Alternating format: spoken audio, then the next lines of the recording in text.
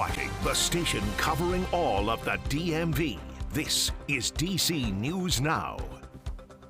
Well, good afternoon, and thank you for joining us for the news at noon. I'm Mark Hall. Storms have moved out of the area, but the winds picking up in the DMV.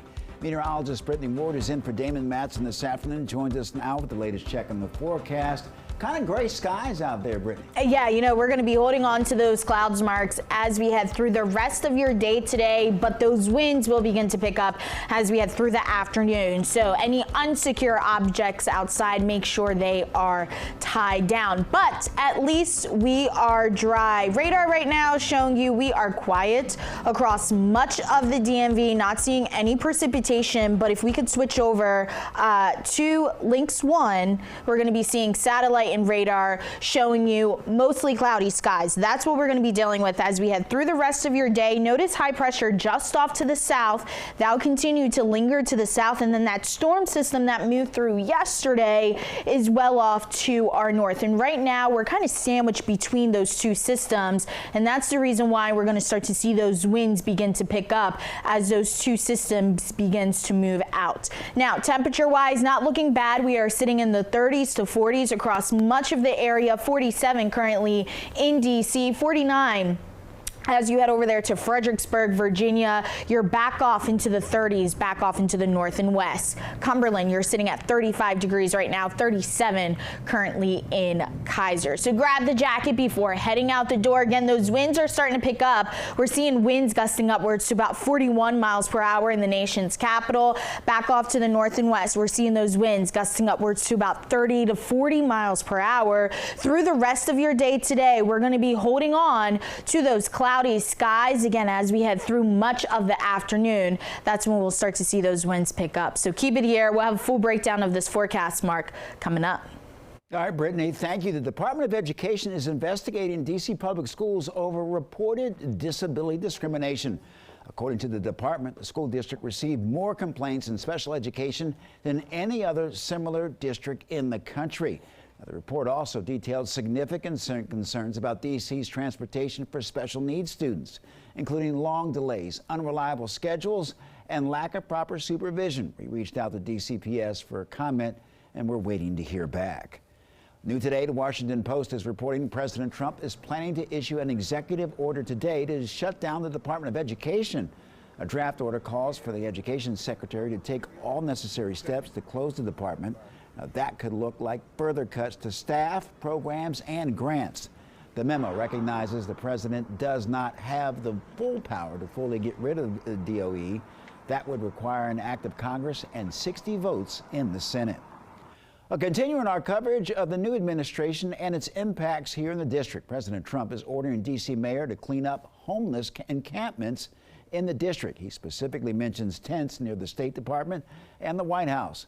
President saying on social media, if Mayor Muriel Bowser does not comply, the federal government will take over. We reached out to the mayor's office but have not heard back. And D.C. Mayor Bowser is stressing the focus of the city right now is bigger than renaming the Black Lives Matter Plaza. Bowser says the renaming of and removal of the painting will happen, and it comes as the Republican-controlled Congress threatens to withhold money from the district if the mural isn't removed. The mayor says the city has to prioritize other things at the moment. Bigger fish to fry than fights over what has been very important to us. That mural played a very important part, but now our focus is on making sure our residents and our economy survives. No word on when the current mural will be scrubbed. Mayor Bowser says that she would like a new mural to be painted by students there. Well, Maryland lawmakers are looking to increase the minimum wage to $20 per hour and provide more protections for restaurant workers. DC News Now's Yama Race spoke to lawmakers about the proposed bill. Now in Maryland, the minimum wage is about $15, and for restaurant workers is $3.63. Now lawmakers say the No Tax on Tips Act will actually provide more stability for restaurant workers, especially in the time when the cost of living is so high. It's also going to put more money in people's pockets, and that's, at the end of the day, what we want to do. A proposed bill in the Maryland House and Senate would gradually increase the state minimum wage to $20 by July 2028. Maryland Delegate Adrienne Boafo is one of the sponsors on the House bill. We want to make sure those workers in the service industry are actually fully getting their tips, and it's in a transparent and real manner. And that's just not happening right now. He says the bill aims to remove taxes on tips for restaurant and hospitality workers and also get rid of sub-minimum wage, requiring restaurants to pay the federal or state minimum wage. So it's a really holistic approach to protecting Maryland consumers and giving Maryland workers a tax cut and a raise at the same time. The bill also requires restaurants to disclose service fee on the menu or visible location and share whether it goes to the employee wages or not. When you're in a restaurant, it ensures that 3% of credit card fees that are taken from workers who are transacting tips no longer happens. Boafo believes this will make a difference in the lives of many. So things are already getting expensive. We have to make sure that we're actually keeping the wage at a CPI index that actually makes a lot of sense. Now, a similar bill is in the Senate, and both bills are being reviewed by committees. For now, reporting in Maryland, I'm Yamari Sase, DC News Now. Yamari, thank you. Developing now in Maryland, a man now identified to be Kalenia Roan is dead after being hit by a car in Prince George's County. This happened last night on St. Barnabas Road in Temple Hills. When police arrived, they found the man who was badly injured. He died at the scene. Police said the driver also stayed at the scene. Police are now investigating how the crash happened. Also developing now, a sinkhole in the district. We have a new look at this massive hole in the road. You can see the significant divot that formed next to the manhole cover. It's on the southbound side of Suitland Parkway near Firth Sterling Avenue in Southeast. DC Water says a 54-inch stormwater line failed, creating the sinkhole. Crews will need to close that lane for at least another day to make the necessary repairs.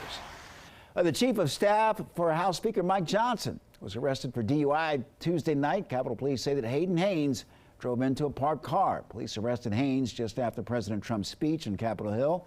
In a statement, a spokesperson for Speaker Johnson says that he's aware of the arrest and, quote, has full faith and confidence in Hayden's ability to lead the Speaker's office. Well, DC News Now is your local election headquarters. Aisha Braveboy has declared victory in the Democratic primary in Prince George's County's executive race. While the returns are still not finalized, she thanked her supporters on social media last night. In a statement, she writes in part, "My heart is filled with gratitude for the confidence of the people of Prince George's County who, with their vote and voice, propelled me forward." Supporters are excited about the idea of Braveboy taking on the executive role, while other voters remain cautious. I wasn't really a big, fan of her record and everything, especially as a, prosecutor and everything like that. But I do like the idea of a black woman being in charge. As for the Republican primary for county executive seat, all three remain nearly 33% of the vote. And the District 5 council race was also on the ballot in Prince George's County. And Shayla Adams Stafford still has a commanding lead. The Democrat has 47% of the votes among the 6 candidates, while Republican candidate Fred Price Jr. ran unopposed. The special general election for both the county executive and the District 5 council races will be June 3rd. Looking ahead, if you plan on taking the Metro Rails, weekend track work could impact your trip. It's happening Saturday and Sunday. Free shuttle buses will replace trains on portions of the blue, orange, and silver lines. Potomac Avenue, Stadium Armory, Benning Road, Minnesota Avenue, Deanwood, and Capitol Heights stations will all be closed. And a heads up, if you're getting ready to travel, TSA warning spring break season starts today, making lines at the airport even longer.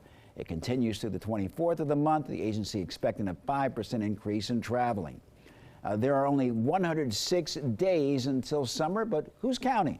Believe it or not, it's time to start booking your summer travel now. DC News Now's Haley Milon is in Arlington, stretching your dollar with tips from experts on how not to spend an excessive amount on your dream getaway.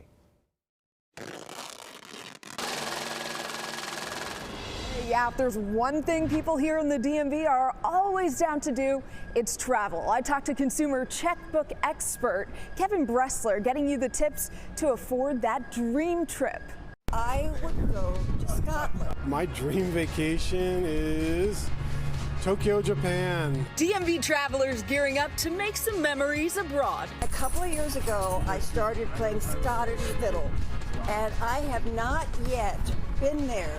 Some go all out on their trips. Yeah, I splurge. Others, I have to watch the pennies. if you're like Suzanne, we got you covered.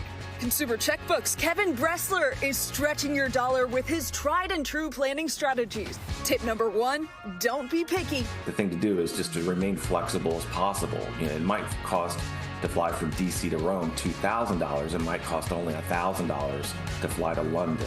That goes for travel dates too. Save $200 to $300 shifting dates a day or two. Also use a credit card with airlines and hotels directly, not a third-party site. Your trip is more protected that way. Number 2, don't only consider airfare. Some destinations are much more expensive than others. London's really expensive. Scandinavia can be really expensive.